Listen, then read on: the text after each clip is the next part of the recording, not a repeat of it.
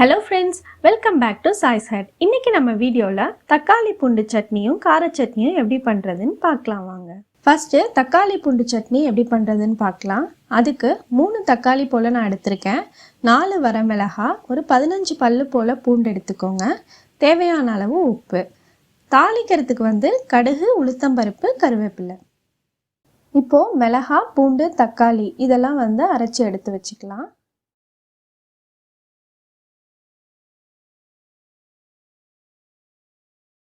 கடாயில் 1 table spoon அளவு நல்லெண்ணெய் ஊற்றிருக்கேன். அது காயட்டும். எண்ணெய் காஞ்சிருச்சு, கடுகு போட்டுடலாம். உளுத்தம் பருப்பு, கருவேப்பிலை. இப்போ இதில் நம்ம அரைச்சி வச்ச விழுதையும் சேர்த்து நல்லா வதக்கி விடுங்க. பச்சை வாசனை போகி நல்லா எண்ணெய் பிரிஞ்சு வரும்போது நம்ம ஸ்டவ் ஆஃப் பண்ணிடலாம். தக்காளி பூண்டு சட்னி ரெடி. இப்போ கார சட்னி பண்ணுறதுக்கு தேவையான பொருள் பார்த்துடலாம். 1 தக்காளி, 1 வெங்காயம், 4 வரமிளகாய், 1 ஸ்பூன் அளவு தேங்காய் எடுத்திருக்கேன். 1 ஸ்பூன் அளவு கடலைப்பருப்பு எடுத்துக்கோங்க.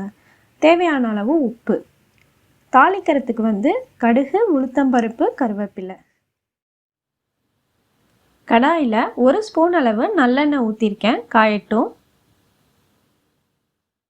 எண்ணெய் காஞ்சிருச்சு, இப்போ மிளகாவை வதக்கிக்கலாம். கடலைப்பருப்பு, வெங்காயம்,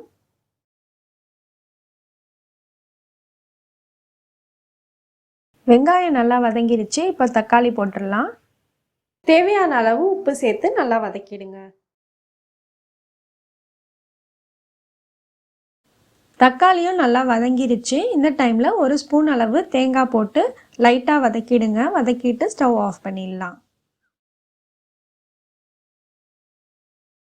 இப்போ எல்லாத்தையும் அரைச்சிடலாம்.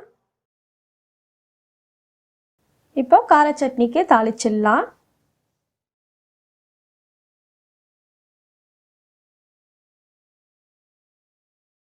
டேஸ்டியான கார சட்னி ரெடி.